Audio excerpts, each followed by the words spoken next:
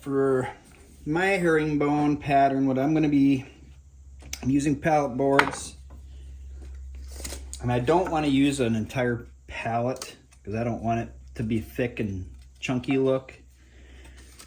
I'd like to use 2 pieces per pallet board.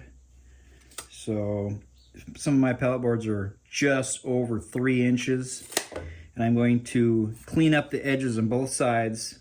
And by the time I'm done doing that, I'm assuming I'm not going to have some that are 3 inches. So I was hoping for 1.5 inch wide boards, but I think I'm gonna have to go 1.25 inches. So that's gonna be my plan. It's gonna be a little bit more tedious because they're gonna be smaller pieces of herringbone. But so I'm gonna clean up both edges of the pallet board, and then set my fence to 1.25 inches and rip all my pieces. And then from there, I'll figure out how long they need to be. Okay, this is the board that I'm gonna be using for the top of my cabinets. This is just 3/4 inch plywood, same stuff that I built the cabinets out of.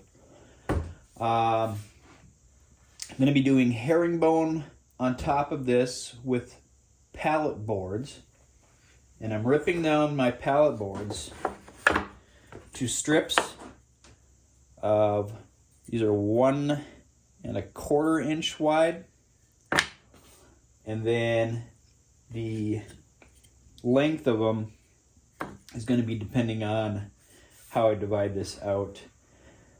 I think I'm going to divide this into 4 pieces, or so I'll have 3 lines. You can kind of see them, and then I'll end up placing them like so.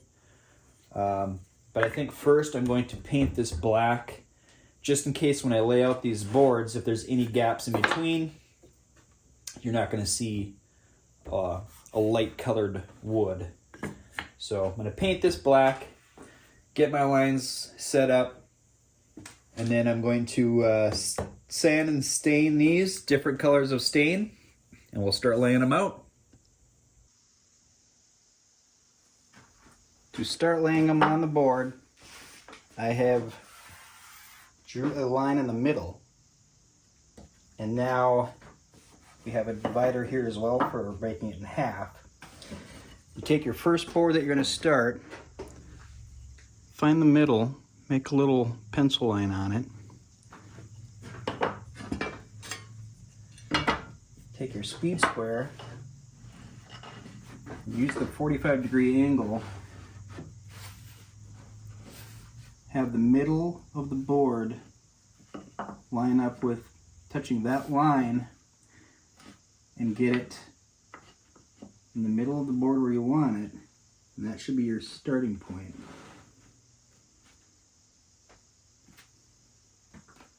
That would be where you'd want to start your board. Then from there, we'll lay them all out.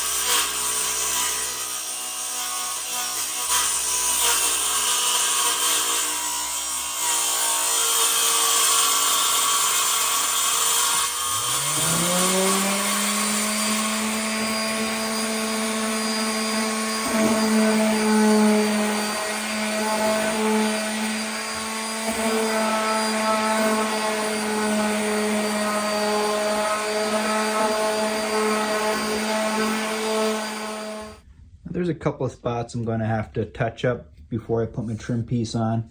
So like there's a little rip out. I'm just going to take a Q-tip with some stain that kind of matches it, and go along anything that looks like needs just a little bit of attention. But otherwise, came out pretty good.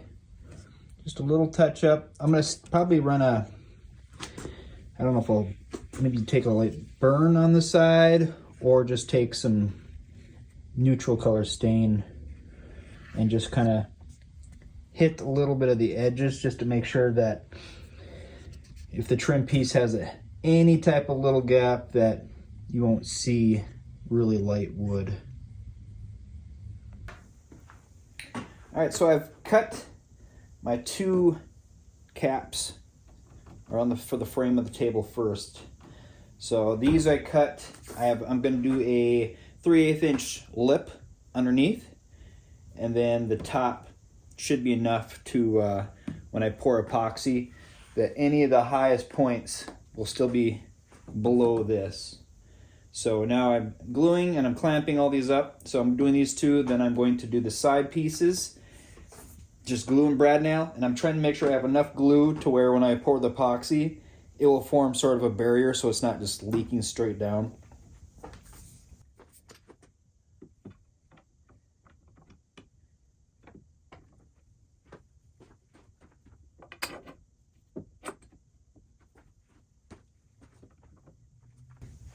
I clamped 2 boards, just scrap boards, on the sides, just so I knew how big where to cut this at. So that's all these are, just superficial boards.